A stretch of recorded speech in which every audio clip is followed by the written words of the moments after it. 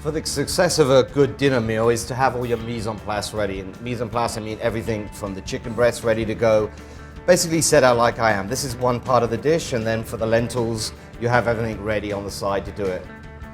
Okay, first thing to cook the chicken breast, get your pan on the stove nice and hot. Salt, pepper on the chicken breast, both sides, nice amount of seasoning. Flip them over.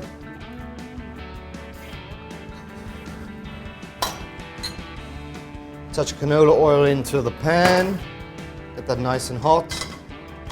And you want to sear the chicken breast skin side down first and get a nice crisp on the chicken breast.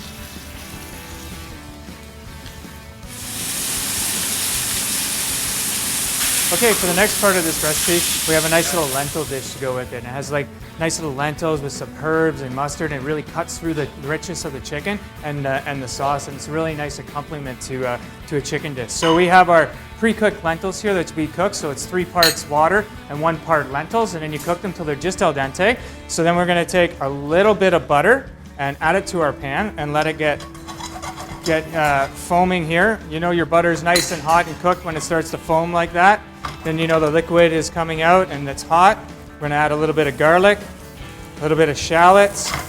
You want to sweat that out just for a few minutes just to let all the flavors release. Now we want to make sure that we don't cook it too fast or on too high of a heat to make our butter go brown. We want it to be nice and light and mellow, so you can turn down the heat a bit, just let the flavors come out. Don't rush that part, it's really important. So then we're just going to add a little bit of grainy mustard, about this much for 1 portion, so it's about 1.5 teaspoons. Okay, and we just add that. We're going to add just a little chicken stock to stop the cooking process of the shallots and the garlic so they don't go brown on us. We're going to add in our lentils, enough for a portion. With a quick stir here. Just a little bit more stock. We want to get a nice little glaze. So the chicken stock and the butter, once it reduces down, it's going to create a nice little glaze on your lentils. Almost like a little saucy component around the outside, holding in all that nice flavor. So then a pinch of tarragon, not too much because it will overpower. A good portion of parsley. We want lots of herbs in here. And a nice pinch of chives. Some salt, a little bit of pepper. Finish it off with just a little butter because everything tastes better with just a little butter. You can really smell the mustard, the lentils, and the nice fresh herbs. And then just one last taste. Make sure your seasoning's right, and you got a perfect little accompaniment to your chicken dish.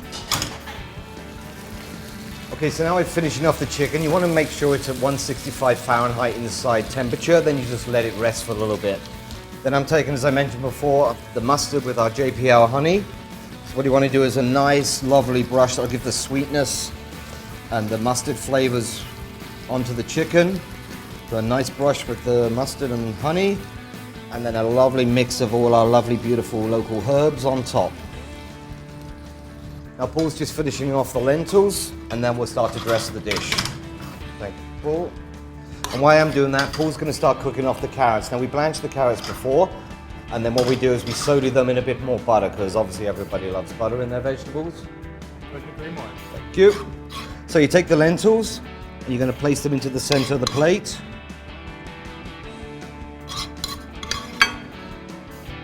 Like so. So one of the biggest things when you're dressing a plate, think of the presentation.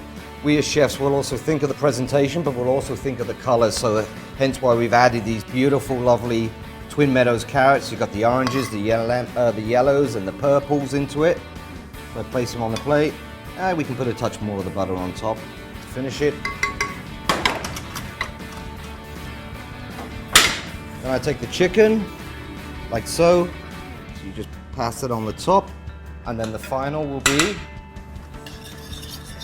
sage infused jus. I just add a little bit more jus for color.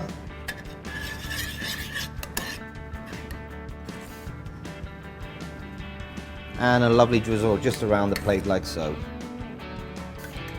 And there you have the chicken.